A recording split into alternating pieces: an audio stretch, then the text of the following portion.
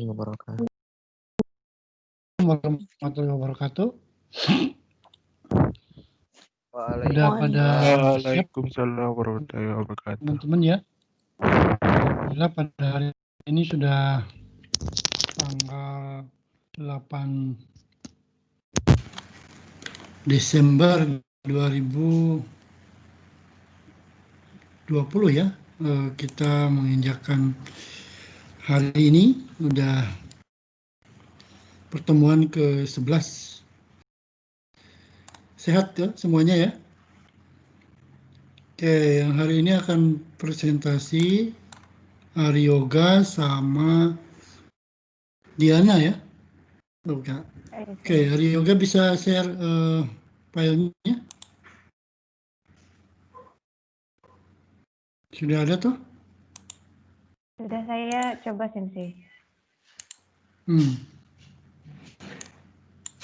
Coba dulu di share, nanti Hari Yoga atau Diana boleh silakan.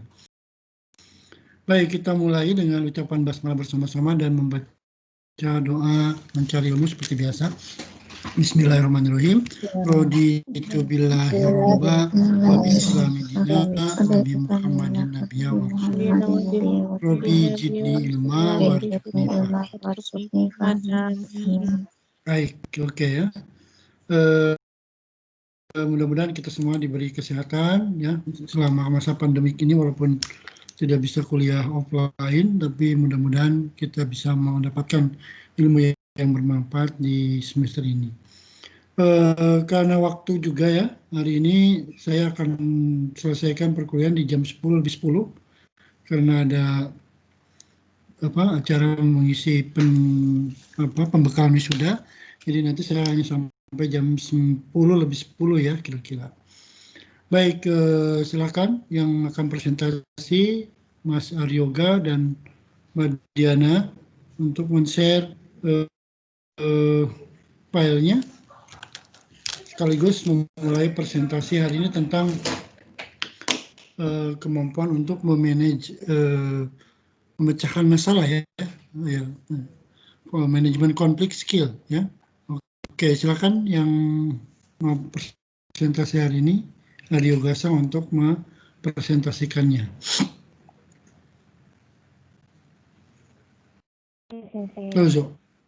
Oke. Loading. Bisa. Masih. Ya, kalau bisa yang presentasi on kamera ya. Oh iya, Sensei. Oke, itu ada presentasi on kamera biar tahu yang mana tuh yang presentasi itu gitu.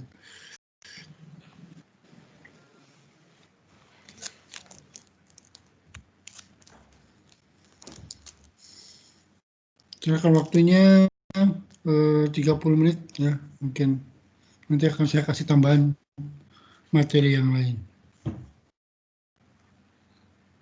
Bisa di-share? Loadingnya lama Sensei.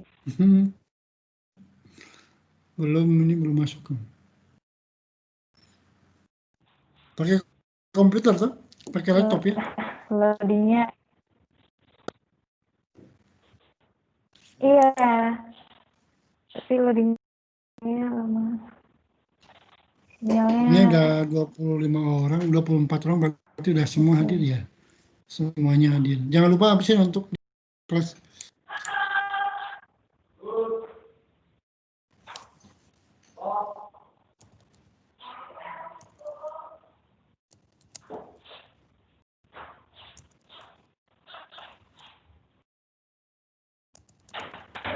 Minggu depan karena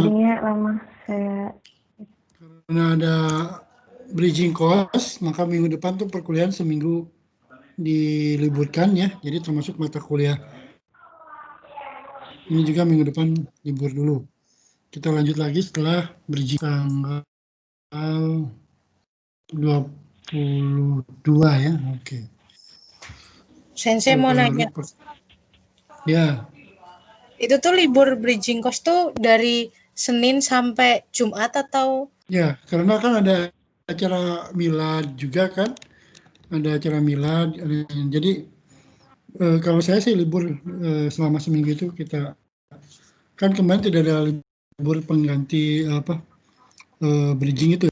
Jadi besok tanggal 14 sampai tanggal 19 itu perkuliahan yang libur gitu ya. Tapi kalau enggak itu tergantung dosen pengampunya, coba ditanya aja gitu ya. Tapi kalau Kaprodi kayaknya karena ada bridging course tanggal 15 16 gitu ya, 14 15 gitu ya. Maka libur kalau saya. Ya. Terima kasih Sensei. Sebentar Ya. Sensei, saya mau ganti wifi dulu. Aryoga Dari nggak bisa tadi share. loading Atau saya share aja nggak apa-apa. juga sepertinya tidak bisa Sensei. Oh iya, udah Sensei aja. Tolong Sisi. Terima kasih. Ya, sebentar.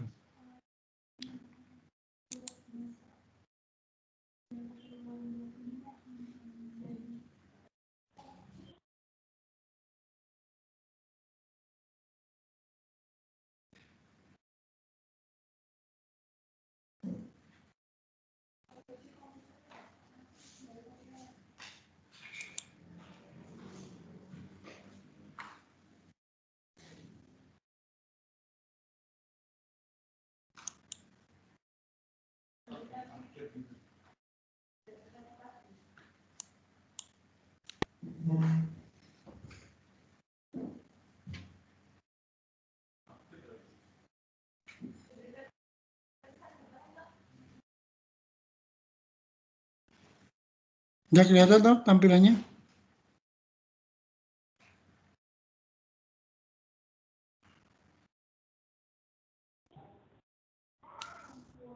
Oh, ya oke. Silakan.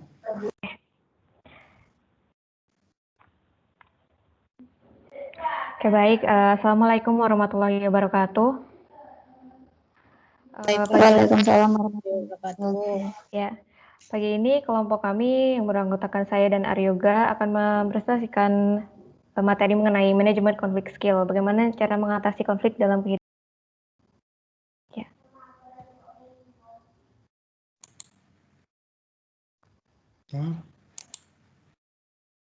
Langsung aja Sensei, terus. Bisa dilihat ini ada table of content. Yang pertama ada definisi konflik, yang kedua faktor terjadinya konflik, yang ketiga tipe konflik, yang keempat pengelolaan konflik, yang kelima strategi mengatasi konflik, yang keenam teknik penyelesaian konflik, yang ketujuh penyelesaian konflik dalam perspektif Islam, yang kedelapan dampak positif dan negatif konflik, yang kesembilan contoh kasus konflik, dan yang kesepuluh referensi. Yang pertama definisi konflik, yaitu konflik berasal dari kata kerja Latin configere yang diartikan sebagai suatu proses sosial antara dua orang atau lebih, bisa juga berkelompok, di mana salah satu pihak berusaha menyingkirkan pihak lain dengan menghancurkannya atau membuatnya tidak berdaya. Konflik terjadi jika masing-masing individu memiliki kepentingan atau tujuan sendiri-sendiri dan tidak bekerja satu sama lain. Faktor terjadinya konflik. Konflik dapat terjadi hanya karena salah satu pihak memiliki aspirasi yang tinggi karena alternatif yang bersifat integratif dinilai sulit didapat. Ketika konflik semacam ini terjadi, maka dia akan semakin mendalam bila aspirasi sendiri atau aspirasi pihak lain bersifat kaku dan menetap. Faktor lainnya adalah faktor manusia, faktor organisasi, dan faktor lain. Faktor manusia ditimbulkan oleh atasan, terutama karena gaya kepemimpinannya, personil yang mempertahankan peraturan secara kaku, dan timbul karena ciri-ciri kepribadian dan individual antara lain sikap egois, temperamental, sikap fanatik, dan sikap otoriter. Faktor organisasi, persaingan dalam menggunakan sumber daya, perbedaan tujuan antar unit-unit organisasi, interpendensi tugas, perbedaan nilai dan persepsi, kekaburan yuridiksional, masalah status, hambatan komunikasi. Sedangkan faktor lain, salah pengertian atau salah paham karena kegagalan komunikasi. Komunikasi yang gagal membuat isi berita atas pesan tidak lengkap dan tidak jelas. Lengkap dan jelas tetapi tidak sampai pada si penerima dengan baik dan tepat pada waktunya, atau sampai dengan baik dan tepat pada waktunya tetapi tidak diterima dan ditangkap secara utuh. Adanya persaingan yang tidak sehat, pelecehan pribadi bisa dengan perkataan ataupun kedudukan. Tipe konflik ada 2, yaitu tipe destruktif, merupakan tipe konflik yang negatif atau menghancurkan, dan tipe konstruktif, yaitu tipe konflik yang positif atau membangun.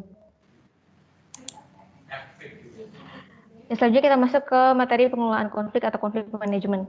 Manajemen konflik merupakan serangkaian aksi dan reaksi antara pelaku maupun pihak luar dalam suatu konflik.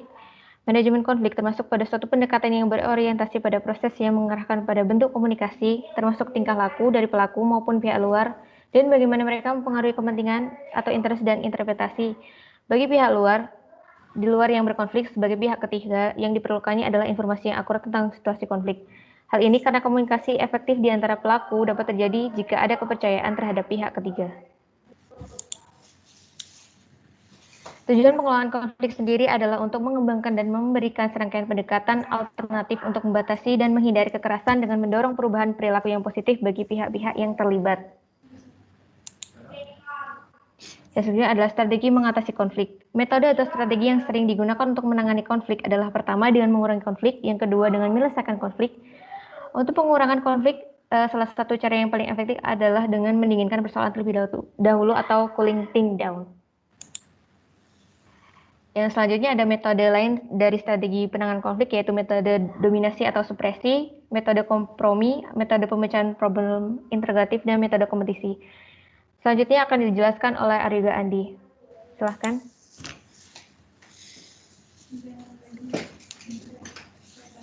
Ya, selanjutnya akan dilanjutkan oleh saya, Aryoga Andi Restu. Metode dominasi atau supresi. Keduanya memiliki persamaan, yaitu 1. Mereka menekan konflik dan bahkan menyelesaikannya dengan jalan memaksakan konflik tersebut menghilang di bawah tanah.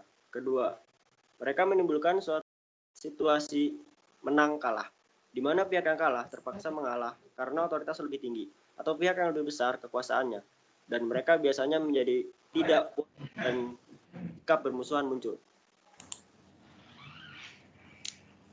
Metode kompromi. Melalui kompromi, mencoba menyelesaikan konflik dengan menemukan dasar yang di tengah dari dua pihak yang berkonflik. Cara ini lebih memperkecil kemungkinan untuk munculnya permusuhan yang terpendam dari dua belah pihak yang berkonflik.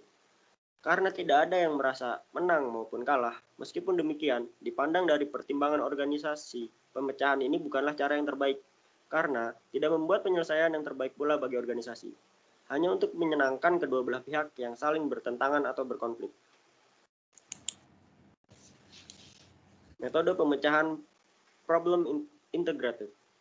Dengan menyelesaikan konflik secara integratif, konflik antar kelompok diubah menjadi situasi pemecahan persoalan bersama yang bisa dipecahkan dengan bantuan teknik-teknik pemecahan masalah atau problem solving. Pihak-pihak yang bertentangan bersama-sama mencoba memecahkan masalahnya, dan bukan hanya mencoba menekan konflik atau berkompromi. Meskipun hal ini merupakan cara yang terbaik bagi organisasi, dalam prakteknya sering sulit tercapai secara memuaskan karena kurang adanya kemauan yang sungguh-sungguh dan jujur untuk memecahkan persoalan yang menimbulkan persoalan. Metode kompetisi. Penyelesaian konflik yang menggambarkan satu pihak mengalahkan atau mengorbankan yang lain. Penyelesaian bentuk kompetisi dikenal dengan istilah win-lose orientation. Win-lose orientation terdiri dari 5 orientasi sebagai berikut. 1. Win-lose atau menang kalah. Paradigma ini mengatakan jika saya menang, Anda kalah. Dalam gaya ini, seseorang cenderung menggunakan kekuasaan, jabatan, mandat, barang milik, atau kepribadian untuk mendapatkan apa yang diinginkan dengan mengorbankan orang lain. 2. Lose-win, kalah, menang.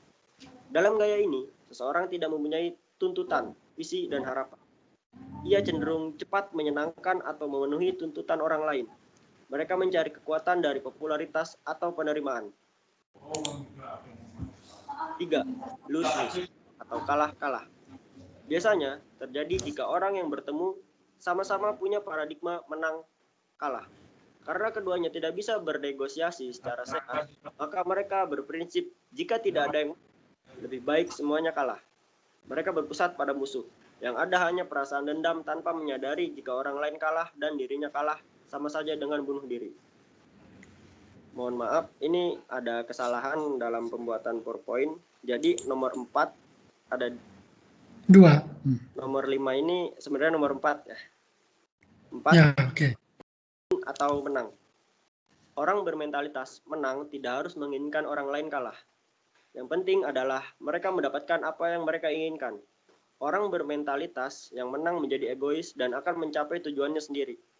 Jika hal ini menjadi pola hidupnya, maka ia tidak akan bisa akrab dengan orang lain, merasa kesepian dan sulit kerja sama dalam tim. Terakhir, win-win atau menang-menang. Kerangka pikiran dan hati yang terus-menerus mencari keuntungan bersama dalam semua interaksi. Menang-menang berarti mengusahakan semua pihak merasa senang dan puas dengan pemecahan masalah atau keputusan yang diambil. Teknik dalam penyelesaian konflik. Perlu kita ingat bahwa dalam memilih style yang akan dipakai oleh seseorang atau organisasi di dalam pengelolaan konflik akan sangat bergantung dan dipengaruhi oleh persepsi, kepribadian atau karakter, personality, motivasi, kemampuan, abilities, ataupun kelompok acuan yang dianut oleh seseorang atau organisasi.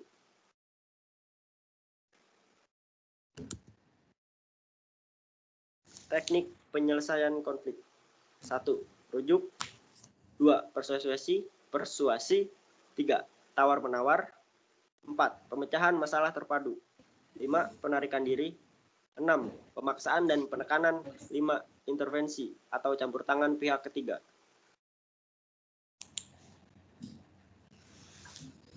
Penyelesaian konflik dengan pihak ketiga. 1. Arbitrase atau arbitration.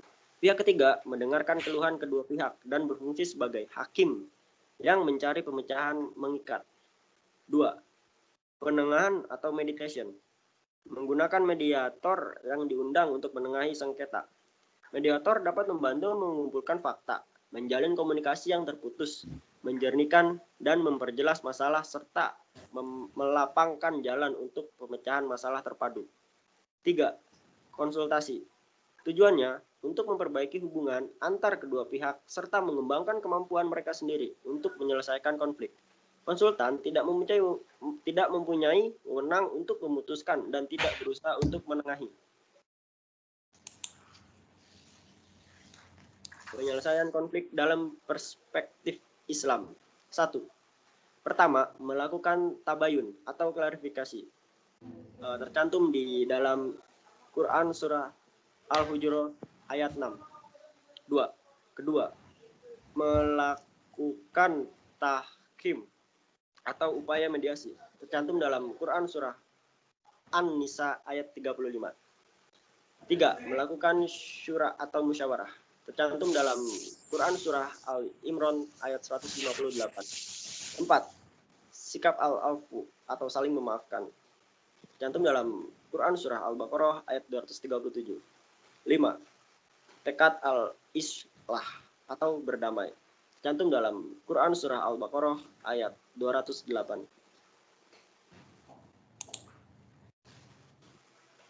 Dampak positif dan negatif konflik. 1. Dampak positif. Membuat organisasi tetap hidup dan harmonis. Berusaha menyesuaikan diri dengan lingkungan. Melakukan adaptasi sehingga dapat terjadi perubahan dan perbaikan dalam sistem dan prosedur, mekanisme, program, bahkan tujuan organisasi. Memunculkan keputusan-keputusan yang bersifat inovatif. Memunculkan persepsi yang lebih kritis terhadap perbedaan pendapat. Konflik bisa jadi merupakan sumber energi dan kreativitas yang positif apabila dikelola dengan baik. Dampak negatif. Menghambat komunikasi, mengganggu kohesi atau keeratan hubungan, mengganggu kerjasama atau teamwork, mengganggu proses produksi, bahkan dapat menurunkan produksi, menumbuhkan ketidakpuasan terhadap pekerjaan, individu atau personil, mengalami tekanan atau stres, mengganggu konsentrasi, menimbulkan kecemasan, mangkir, menarik diri, frustasi, dan apatisme. Apabila konflik mengarah pada kondisi destruktif, maka hal ini dapat berdampak pada penurunan efektivitas kerja dalam organisasi baik secara perorangan maupun kelompok. Berupa penolakan, resistensi terhadap perubahan, apatis, acuh tak acuh, bahkan mungkin muncul luapan emosi destruktif berupa demonstrasi. contoh kasus konflik. Ini berupa video. Bisa Kedengaran nggak? Enggak suaranya Sensei. Suaranya nggak kedengaran. Iya. Saya keluar dulu berarti.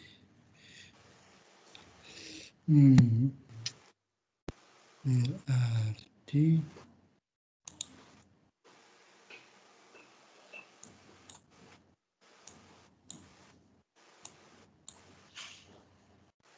ini nggak muncul semuanya sih. Nah.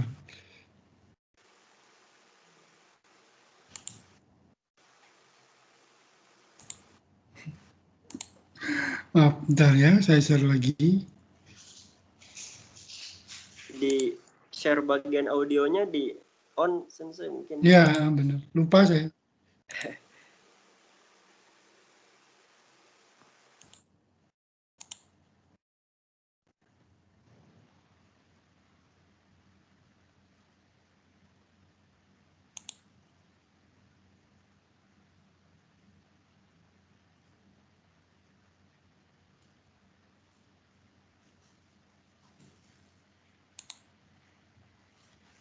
Enjoy this movie, Yeah. then visit brainpop.com for much more.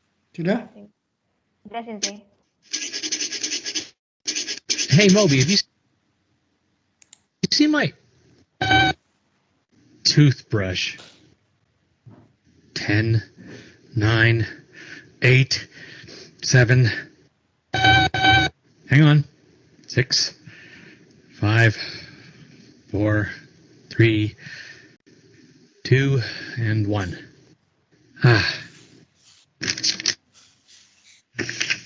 Dear Tim and Moby, my sister and I argue practically every day. What can I do to stop it? From Wayne. Hey, Wayne. When you spend enough time with other people, your wants and needs are bound to conflict with theirs. Maybe you and your sister both want to use your tablet at the same time. Or you might feel a good friend of yours isn't playing fairly. When situations like these arise, you're going to feel some strong emotions. That's perfectly okay. Anger and frustration are normal feelings, and everyone has them at one time or another. It's how you deal with those feelings that counts. You may be tempted to act aggressively with yelling and name-calling, or even with violence. That can just provoke the other person to act the same way. You won't get what you want, and you'll end up in an argument or a fight. True, sometimes they'll back down and you'll get your way. But if you blow up at every little disagreement, you'll have a tough time keeping any friends. Nobody wants to hang out with someone who always gets his way. Yeah, it's tough to control your emotions, especially for kids. Fortunately, I've had a lot of practice in this department. When I get angry or frustrated, the first thing I do is stop and recognize what I'm feeling. Next, I take a few deep breaths. Sometimes I even count backwards from 10 to myself. By the time I reach 1, I'm usually ready to deal with things more calmly. Sure, just walking away is easier in the short term.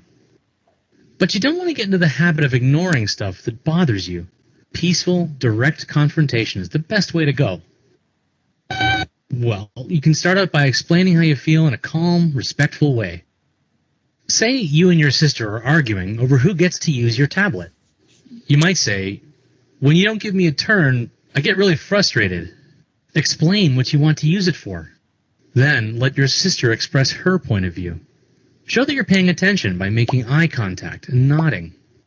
And when someone else is talking, be sure you really listen. Maybe your sister has been waiting all day to talk to her friend from summer camp. Maybe she's researching an important project for school. Think about how you would feel if she wanted you to just hand over the tablet. People are more reasonable when they see that you understand where they're coming from. You could say, like, "I don't want to interrupt you and your friend. Can you let me know when you're done?" It helps to think of the other person as your partner, not your enemy. The real enemy is the problem you're both trying to solve. Still, if things get a little too heated, you might want to call in another person to mediate the dispute. It can be anyone you trust to be fair, a family member, a friend, a classmate, even a teacher. The mediator can decide when it's each person's time to talk and make sure that everyone acts in a respectful manner. The best solutions involve a compromise. Each side gives a little ground. For example, you and your sister can set a schedule for sharing your tablet.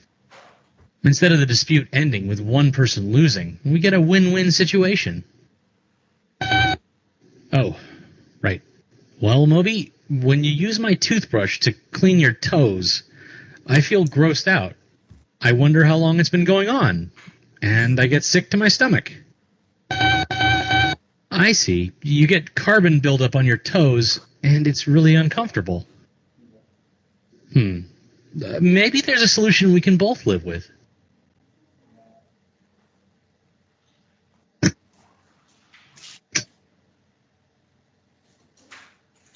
Visit us at brainpop.com for more on this topic and hundreds of others. You'll find movies, games, quizzes, and activities. Learn more about the difference BrainPop can make.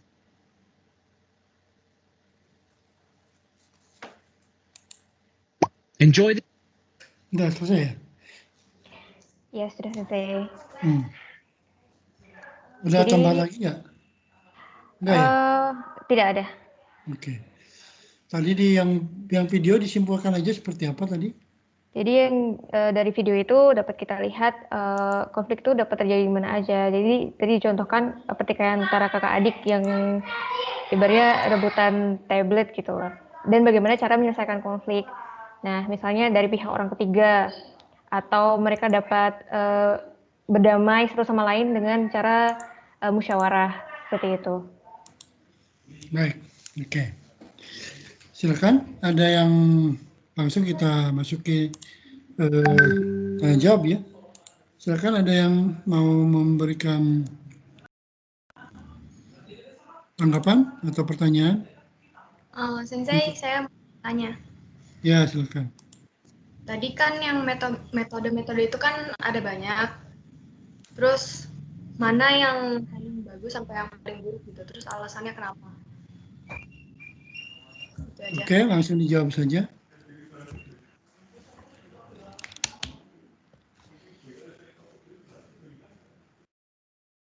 Metode penyelesaian konflik ya?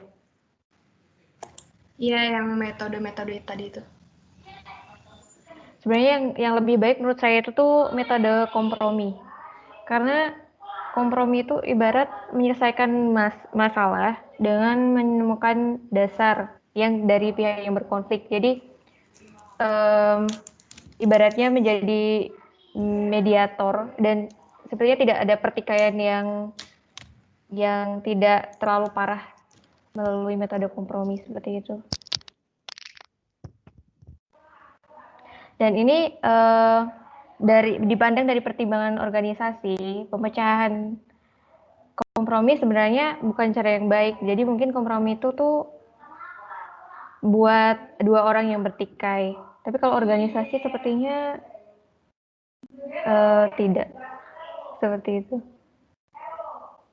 Nah, kalau Dinda sendiri itu bertikai, maksudnya konflik apa yang ingin diselesaikan dari metode?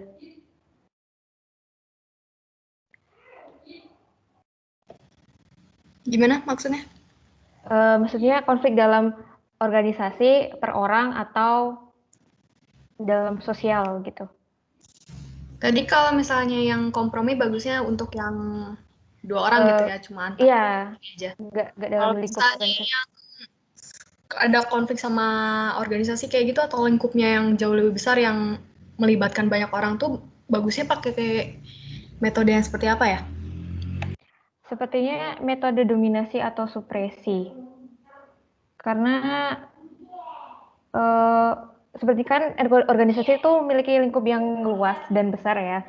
Dan metode dominasi atau supresi ini memiliki metode memaksa, membujuk, menghindari, dan keinginan mayoritas. Jadi di metode dominasi supresi ini menurut saya cocok untuk organisasi karena yaitu tadi unsur dari metode ini tuh lengkap untuk menangani konflik di lingkup tersebut. Seperti itu. Oke, terima kasih Dino. Oke, untuk yang penyelesaian konflik dalam Al-Quran itu ya, dalam Islam itu kan ada 5. Itu apakah termasuk tahapan-tahapan atau bisa dilewati tidak ya untuk yang tadi itu? Yang tabayun, kemudian apa namanya? Pertama kan melakukan tabayun klarifikasi yang tadi di itu, kemudian melakukan upaya mediasi itu termasuk tahapan-tahapan atau tidak ya? Atau bisa diacak gitu? Kemarin saya mencari itu bahannya dalam bentuk tahapan Sensei. Jadi diurutkan dari 1 sampai 5 seperti itu. Ya. Jadi kalau misalnya pertama tabayun itu misalnya ya tidak bisa, berarti lanjut ke mediasi gitu kan? Iya, jadi langsung seperti kalau itu. tidak bisa mediasi berarti langsung lanjut ke musyawarah. Musyawarah ya. Kemudian setelah musyawarah memanfaatkan, berarti itu ini termasuk penyelesaian konflik dalam perspektif Islam. Berarti itu artinya tahapan mungkin ya, tahapan penyelesaian konflik dalam Islam. Kalau konflik aja kan bisa saja 1 aja atau 2 aja atau 3 aja. Jadi ini gunungnya kok kayak menurun gitu ya. Setelah ini mungkin ini grafiknya yang tidak ini ya. Jadi ya, yang pertama memang harus klarifikasi dulu, tabayun. Jadi jangan langsung kita, oh ini salah misalnya, kamu salah gitu, saya benar. Ini harus dipikirkan dulu. Jadi kalau menurut saya yang paling bagus ya, karena kita orang Islam, ya memakai cara-cara ini, baik dalam organisasi maupun dalam individu. Ya, kalau konflik individu ya mungkin tadi solusinya adalah kompromi gitu ya. Kalau berduaan bisa saling kompromi dua-duanya gitu, itu berarti kan win-win solution gitu ya, yang dua-duanya menang gitu ya. Kalau kompromi itu. Tapi kalau misalnya di perusahaan kan nggak bisa juga, itu kurang baik. Kalau kompromi itu berarti hanya memuaskan 2 pihak, tapi pihak ketiga mungkin ada yang tidak terpuaskan gitu. Nah, jadi penyelesaian konflik dalam perspektif Islam ini mungkin bisa dipakai baik sebagai penyelesaian konflik individu atau berdua ya, 2 pihak atau ya banyak pihak atau banyakan misalnya. Seperti misalnya tabayun gini kan, tabayun itu artinya mengklarifikasi siapa pelakunya, siapa yang berkonflik itu dihadirkan, kemudian dilakukan klarifikasi. Kalau misalnya memang belum puas, maka naik tahap ke mediasi. Misalnya artinya kalau ini tidak bisa klarifikasi nih. Kenapa? Karena tidak mau, dua-duanya tidak mau mengklarifikasi. Makanya ada upaya pihak ketiga, upaya mediasi dilakukan oleh mediator. Makanya disebut dengan upaya mediasi gitu ya. Kalau udah klarifikasi selesai ya sebetulnya udah ini. Tapi kalau belum, ya berarti kan dua-duanya pada kekeh gitu. Dua-duanya pada pada pendapatnya, bertahan pada pendapatnya. Nah, kemudian yang ketiga setelah itu bermusyawarah, kemudian saling memaafkan. Ini sih yang bagus ya, karena orang itu kalau minta maaf itu mudah. Yang paling sulit itu adalah memberi maaf ya. Memberi maaf itu kan berarti artinya kita tidak ada dendam. Tapi kan kalau dalam konflik yang sangat misalnya sangat tadi ya deskriptif atau sangat keras gitu, misalnya pembunuhan kan kita juga susah untuk memaafkan kadang-kadang ya. Apalagi konflik sampai horizontal gitu, bawa emosi kemudian saling memaafkan itu tidak mungkin gitu. Justru yang ada itu dendam gitu. Nah, kalau berkaca pada ini agak sulit ya untuk mencapai damai gitu. Seperti penyelesaian perang gitu kan, ini banyak orang yang terlibat gitu. Makanya kalau diklarifikasi pun ini agak susah juga gitu. Nah, mungkin mediasi kemudian baru musyawarah. Nah, ini cara-cara Islam seperti ini. Tapi kalau yang berkonfliknya itu orang Islam dua-duanya. Nah, bagaimana kalau yang berkonflik itu bukan orang Islam? Nah, di situ kan itu kita bingung ya. Apalagi orang kafir gitu. Mereka tidak tahu benar salah atau mungkin tidak tahu salah benarnya. Mereka pengennya dia yang benar aja gitu. Ini yang terjadi di kita ya. Sekarang karena kita masyarakat heterogen, banyak sekali, kemudian informasi itu banyak yang dipalsukan sehingga ini susah untuk mengklarifikasi ya. Contoh terbaru misalnya ada ketika konflik di pilkada, ini diklarifikasi juga susah gitu kan, karena ada di belakang layar yang melakukan apa namanya ya, cara-cara yang tidak baik gitu. Ini diklarifikasi pun mereka tidak mau mengakui gitu. Nah ini contoh. Jadi ini kita belajar konflik dalam perspektif Islam, berarti kita harusnya yang berkonflik itu adalah orang-orang Islam juga, ini pasti mengerti. Tapi kalau konflik sama orang-orang non-Muslim atau orang di luar Islam, ini agak susah gitu ya. Dengan cara-cara ini mereka akan tidak mau gitu. Biasanya mereka ya tadi yang berkuasa yang akan menang gitu ya. Ini yang terjadi di kita sekarang ini. Baik. Nah, untuk manajemen konflik itu diperlukan satu kemampuan untuk mendengarkan, kemampuan untuk mendengarkan. Ini bukan hanya ngomong, tapi mendengarkan dulu, ya, mendengarkan dulu. Kemudian yang kedua, istilahnya ngaca. Ngaca itu ya apa? Kalau kita diginiin sama orang lain, gimana gitu ya? Jadi kalau kita ngomong seperti ini kepada orang lain, kemudian kita gimana gitu. Nah ini dalam keluarga ini banyak sekali terjadi gitu ya, tanpa memikirkan orang lain. Kemudian kita juga langsung aja melabrak gitu ya, melabrak orang gitu, termasuk misalnya dalam konflik keluarga, nggak mau mendengar, pokoknya saya yang benar gitu. Ya ini yang paling sulit ketika berkonflik ya, karena kalau sama orang seperti itu susah ya, ya harus mengalah, ya. Mengalah untuk menang ya seperti dalam sinetron biasanya kan begitu ya, orang yang terjolimi ya itu biasanya tidak bisa memenangkan konflik itu. Mereka justru menjadi lebih terdolimi lagi. Tapi ya biasanya ada penyelesaian itu adalah misalnya ada akhir yang kurang baik, misalnya dari orang-orang yang selalu ingin menang sendiri, apa stroke lah, apa sakit gitu, apa terkena musibah gitu kan, udah sering gitu kita lihat dalam kehidupan sehari-hari di drama-drama gitu ya. Jadi penyelesaian konflik yang baik itu ya pertama kalau bisa kita dengarkan dulu, kalau orang yang misalnya masih sulit ya kita juga mengalah. Itu mengalah itu bukan berarti kalah ya, karena ada yang mengatakan bahwa ucapan yang kita keluarkan itu sebetulnya akan muncul kembali ke kita, balik lagi ke kita. Kalau kita meludah, maka sebetulnya ludah itu akan balik lagi ke kita. Kemudian kalau kita ngomong yang jelek, maka itu balik lagi ke kita. Ini hukum alam ya. Misalnya kalau kita meludah ke atas ya balik lagi ke mulut ke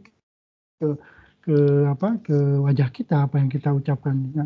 Nah ini dalam perspektif Islam sebetulnya masalah itu tidak akan muncul kalau ya itu konflik itu tidak akan muncul kalau dua-duanya itu selaras gitu kan, yang satu dengan yang lain selaras. Tapi misalnya ada unsur iri gitu ya di keluarga itu, misalnya perebutan warisan, itu kan juga. Kemudian kalau di kelas misalnya karena si Anu pintar, si ini suka disayangi dosen gitu, si ini tidak. Nah ini biasanya kan akan menimbulkan konflik.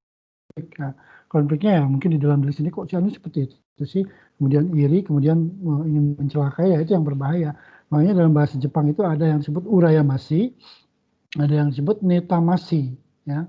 Jadi kalau urayamashi itu artinya saya ingin seperti dia, itu positif. Urayamashi itu adalah satu keinginan yang menginginkan saya itu melakukan pekerjaan atau mendapatkan beasiswa seperti dia. Urayamashi nih, urayamashi, nah gitu, itu positif. Tapi kalau sudah netamashi, ini yang banyak di Indonesia itu ya. Netamashi itu netamu atau niramu gitu ya. Itu syirik ya, syirik pidik jahil kaniaya kalau bahasa Sundanya itu ya. Jadi sudah syirik, kemudian dia ingin menghabisi orang itu, ingin mencelakai orang itu yang berbahaya. Nah di kita rata-rata itu urayamashi itu jarang. Urayamashi itu saya ingin ke Mekah ya seperti dia, saya akan berusaha sekuat mungkin gitu. Saya ingin punya mobil seperti dia, saya juga akan berusaha sekuat mungkin. Jadi dia mendorong motivasi ke dalam diri kita. Nah, tapi kalau netamashi bukan mendorong, tapi menggerogoti hati kita dengan noda-noda hitam itu. Dendam, saya kok nggak bisa ya seperti dia gitu. Kok dia bisa kaya ya, kok saya enggak gitu. Jadi dia kecewa pada diri sendiri, kemudian dia menyalahkan orang lain dan mencari, dan itulah konflik terjadi seperti itu. Bertetangga juga seperti itu. Misalnya orang lain itu selalu melihat kebaikan orang lain, padahal dia itu juga sebetulnya punya kebaikan. Kemudian bukan kelebihan ya, selalu melihat kelebihan. Makanya orang yang baik itu sebetulnya nggak usah peduli dengan orang lain ya, ya maksudnya dalam harta, tahta, kekayaan, nggak usah kita membanding-bandingkan. Setiap orang itu sudah punya porsinya. Yang menjadi konflik ada ketika saya ingin mendapatkan itu, kemudian saya tidak mendapatkannya. Jadi di situ akan menghitamkan hati kita ya, karena pengaruh dendam, pengaruh iri, pengaruh jadi dan tidak mau ngoco diri itu ya, ngaca diri kalau saya itu layak tidak gitu kayak gini. Nah, konflik terjadi di keluarga biasanya karena perebutan barang kalau anak-anak kecil gitu ya. Nah, mereka tuh cenderung karena mereka tidak bisa mengendalikan emosi. Tidak bisa mengendalikan emosi, kemudian tidak sabaran. Itu orang yang tidak sabaran itu cenderung akan mudah menimbulkan konflik ya, karena orang lain itu kok orang lain greget gitu ya, greget kok lambat banget gitu ya. Nah kemudian dia menjadi apalagi di Jogja ya, di Jogja itu kalau pelayanan itu kayak lambat gitu ya. Kalau saya di supermarket biasanya suka terjadi konflik dalam diri sendiri. Ini kok pelayanannya lama banget gitu ya. Ngantri juga kesal gitu ya. Nah, kalau kita tidak bisa mengatur emosi bisa konflik sama resepsionis atau penjual itu gitu ya. Nah gitu ya. Jadi kemudian ada ketidaksesuaian juga terjadi, misalnya seperti kasus yang viral kemarin, tukang bakso yang dipukuli, yang ditendang ya. Nah, itu karena dia tidak sesuai, bayarnya cuma 2 porsi, dia makannya 4 porsi, cuma bayar 20.000 kan, itu sudah tidak sesuai, makanya terjadilah konflik. Konfliknya itu yang kuat dan yang menang jadi menendang orang gitu ya, itu berarti sebetulnya tidak baik ya. Nah, dalam kehidupan mahasiswa saya menyarankan adalah ketika melihat kesuksesan seseorang itu jangan netamasi tapi urayamasi, itu yang bagus ya. Urayamasi desne watashi mo hoshi ya, watashi mo ikitai, watashi mo shogaki o moraitai na gambarimasu gitu ya. Bukan si anu dapat besok pantas aja karena kan dia dekat sama dosen, terus dia disayang dosen sebagainya. Itu menurut saya sesuatu yang tidak baik ya, pandangan kita udah seudon lebih dulu gitu. Nah, jadi kita juga satu mendengarkan, mengalah. Itu kalau orang yang selalu mengalah untuk menang itu biasanya dilindungi ya. Saya juga dulu ketika di Jepang itu 7 tahun pengalaman, alhamdulillah tidak ada konflik ya, kecuali konflik sedikit-sedikit ya dengan tetangga ya. Orang Cina misalnya kalau lagi puasa malam-malam sahur gitu ya. Kok malam jam segini sahur, aku kan pulang kerja sambilan, kamu kok sahur jam segini gitu. Ini kan kamu mengganggu malam saya gitu, tidur saya. Jadi akhirnya dia marah banget, kemudian saya minta maaf. Setelah itu saya sahurnya jadi tidak kedengaran ya, bagaimana supaya tidak kedengaran. Ya berarti masaknya hanya pakai densi-lenji, kemudian tidak membunyikan suara-suara keras dan sebagainya. Itu suara aja bisa jadi konflik ya kalau di apartemen gitu ya.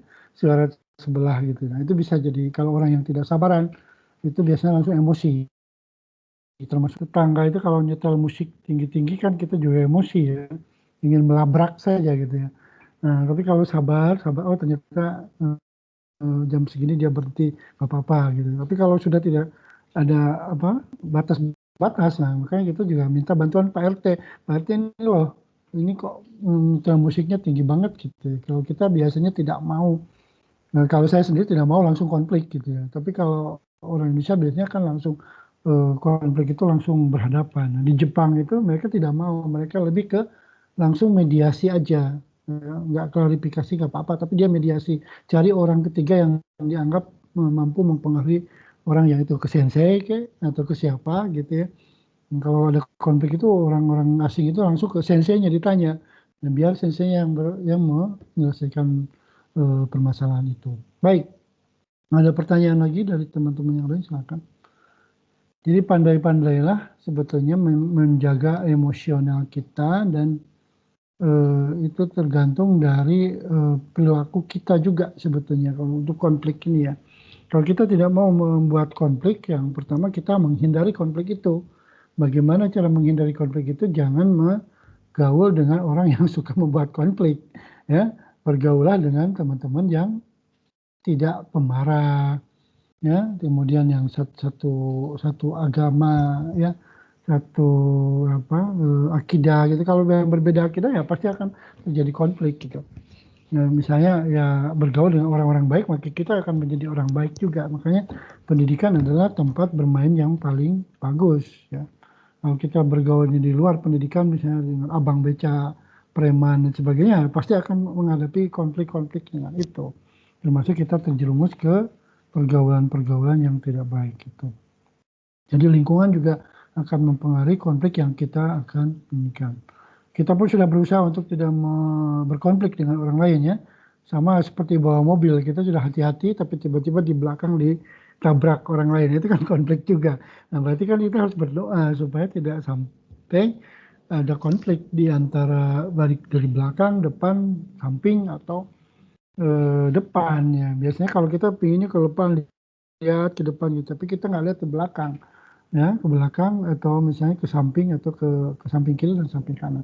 Terutama kalau bertetangga ya, bertetangga di kos-kosan, kemudian dengan keluarga juga begitu. Kita kadang-kadang lupa keluarga tapi orang lain dibela gitu ya. Keluarga kadang-kadang menjadi tertindas oleh kita sendiri gitu. Oke, silakan ada pertanyaan lagi. Silakan ditutup oleh kelompok Diana sama Alyoga. Terima kasih hari ini sudah presentasi. Oke, baik, terima kasih Sensei. Sekian dari kelompok kami. Jika banyak salah kami mohon maaf. Assalamualaikum warahmatullahi wabarakatuh. Waalaikumsalam. Oke, terima kasih ya. Oke, kita ada waktu sekitar 10 menit lagi. Jadi minggu depan perkuliahan untuk geoliterasi itu diliburkan ya. Bukan diliburkan, memang libur sih. Liburnya kenapa? Karena bulan November kemarin kita tidak ada libur untuk acara bridging atau studi banding dan sebagainya. Maka itu untuk 14 sampai 19 Desember minggu besok karena ada bridging, ada milad PBJ dan sebagainya, maka perkuliahan menurut saya sih kalau yang tidak salah ya dari rapat prodi itu adalah minggu tidak ada perkuliahan. Nah, artinya kita hari ini pertemuan ke-12, targetnya itu pertemuan itu 15 atau 16 dengan uji kom, karena geoliterasi tidak akan ada uji kom, maka perkuliahan akan dipulkan sampai 16. Berarti kalau gitu ya nanti sekarang kan tanggal 8, besok tanggal 15 kita libur dulu, 22 itu ke 13, 29 itu ke 14, mungkin sampai awal Januari perkuliahannya. Jadi tidak ada uji kompetensi juga, tapi ada tugas akhir individu untuk perkuliahan ini, karena kelompok kan ini sudah ya dua orang itu dianggap ini juga kelompok dan sudah selesai. Kemarin sudah mengumpulkan makalah sama presentasi, tinggal 2 kelompok lagi ya yang presentasi ya. Tinggal 2 kelompok lagi, setelah itu selesai. Kemudian tugas individunya seperti biasa, yaitu melaporkan perkuliahan ini, laporan perkuliahan geoliterasi, yaitu membuat pernyataan atau apa. Nanti saya akan buat di my class untuk tugasnya. Nah, untuk tanggal 15 nanti kita tidak ada perkuliahan, jadi nanti ada kuis atau forum diskusi di my class. Itu bisa diisi kapan saja, nanti saya akan kasih waktu semingguan untuk mengisi kuisnya. Kuisnya itu tidak jauh dari media ya, media sosial yang kemarin itu. Ini saya tampilkan, bentar, tambahannya. Jadi ada yang disebut hoax itu ya, siapa saja ya yang kemungkinan bisa terkena hoax gitu ya. Kemudian, saya akan tampilkan dulu. Banyak ya teman-teman ini sekarang yang membaca media sosial, karena media sosial sebagai yang paling dipercaya oleh masyarakat pada saat ini adalah media sosial. Televisi yang kedua, kemudian yang ketiganya media surat kabar dan sebagainya. Nah, di media sosial ini kadang-kadang membuat kita menjadi terbagi dalam beberapa kelompok. Nah, misalnya ketika ada sebuah berita itu ada 3 kelompok dalam berita itu. Yang pertama yang pro terhadap berita itu, kemudian yang kedua yang kontra terhadap berita itu, dan yang ketiga adalah yang netral. Jadi ketika kita mendapat kiriman WA atau apa ya tentang sesuatu, itu ada yang satu pro, kemudian yang kedua kontra, dan yang ketiga adalah netral. Nah ini yang membuat terbagi 3 kelompok ya. Jadi 80% itu orang tidak peduli dengan postingan yang kita ada ya. Mereka itu lebih tertarik pada postingan politik, postingan agama, dan postingan kesehatan. Ini 3 postingan yang menjadi makanan enak untuk jadi hoax gitu ya. Kita kadang-kadang kesehatan itu COVID, masalah COVID sekarang itu banyak ya yang tertipu dengan data-data, kemudian dia mempengaruhi kejiwaan ya, karena sering membaca hoax terus dia, jadi dia jadi sangat takut sekali terhadap COVID ini, kemudian semua jadi serba dia fobia gitu ya, serba fobia terhadap penyakit gitu. Kemudian yang kedua tentang kesehatan, tadi kesehatan, politik, agama, ini agama juga kadang-kadang kita jadi ini ya. Orang yang baik pun kadang-kadang kalau tidak cocok dengan pikiran rasionalnya, dia baca media-media yang misalnya ateis atau komunis, maka dia kemungkinan akan terbawa ke pemikiran itu. Ini yang berbahaya ya. Orang yang sudah Islam dari sejak kecil, ketika udah besar dia membaca berbagai macam literasi, yang literasinya salah, kemudian menjadi seorang komunis. Kenapa? Karena tidak percaya. Secara rasional kan tidak akan terpikirkan ya. Misalnya akan keberadaan Tuhan dan sebagainya. Jadi karena pikirannya kita itu seperti diombang-ambing dalam kepercayaan yang dibawa oleh orang tua kita ya, dengan kepercayaan yang muncul dari bacaan-bacaan yang kita baca, termasuk dalam pemahaman agama ya, terutama misalnya cewek itu ya, berjilbab itu nggak apa-apa, tidak berjilbab juga, yang penting hatinya. Nah itu kan kalimat-kalimat liberal seperti ini muncul sekarang itu banyak ya. Atau misalnya daging babi itu memang haram ya, tapi daging sapi juga kalau di negara-negara yang lain juga tidak apa-apa gitu ya, asal kita baca bismillah aja ketika memakannya gitu. Dan seperti itu yang menjadikan kita menjadi liberal. Liberal itu kalau sudah liberal nanti akan sedikit jauh dari akidah. Oke. Kalau ada pertanyaan ya, saya ternyata tidak menemukan data ininya ya, tentang literasinya yang kemarin, tapi nanti saya akan buat di kuis. Untuk ini kan harusnya jam 10.30. Nanti saya akan buat kuis untuk melengkapi perkuliahan hari ini. Nanti Anda tinggal menjawab untuk menunjukkan nilai harian. Ya, nilai hariannya itu dari kuis, data dari forum. Forum itu kan menjawab pertanyaan, berdiskusi. Karena kalau satu-satu saya tanya juga di sini agak panjang ya. Nanti waktunya tidak cukup. Kita lihat dulu di absensi my class. Ini sudah semuanya ya. Karena my class itu adalah absensi yang dipakai oleh universitas untuk kehadiran teman-teman. Jadi kalau bisa harus selalu absensi di my class.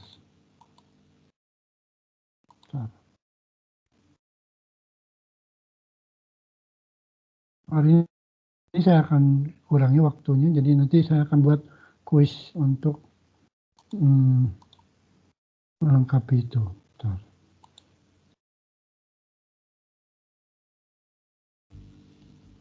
Silakan. Ada pertanyaan?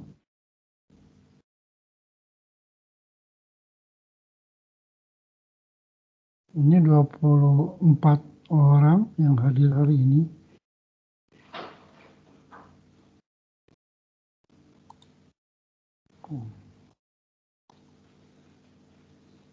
Oke, saya perhatikan.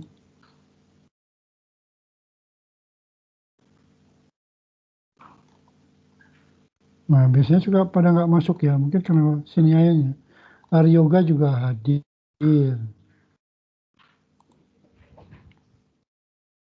Muhammad Reja Paijin hadir ya? Hadir toh? Coba.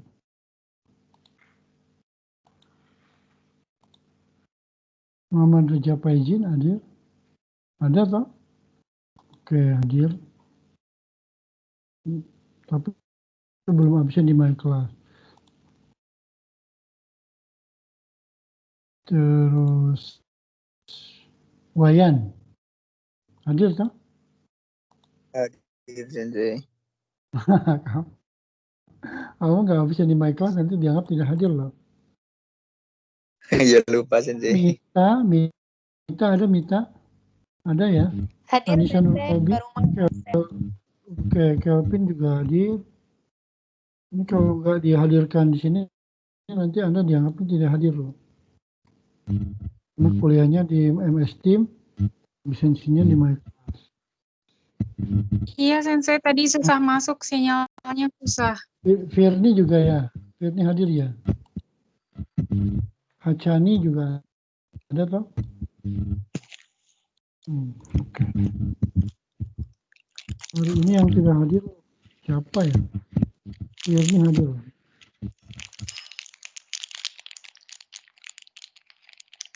Nah, saya cek dulu.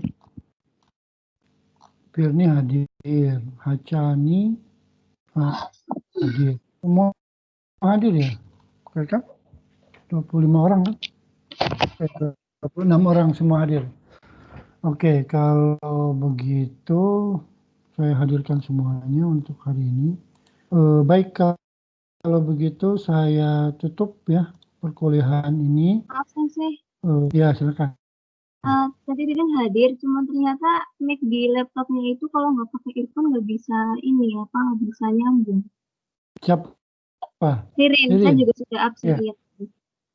Oke, nggak apa-apa. Ini saya udah absen kok semuanya hadir hari ini. Baik, karena waktu ya, saya juga ada acara yang lain, maka perkuliahan ini kita tutup dengan ucap alhamdulillah bersama-sama. Untuk yang minggu depan presentasi, silakan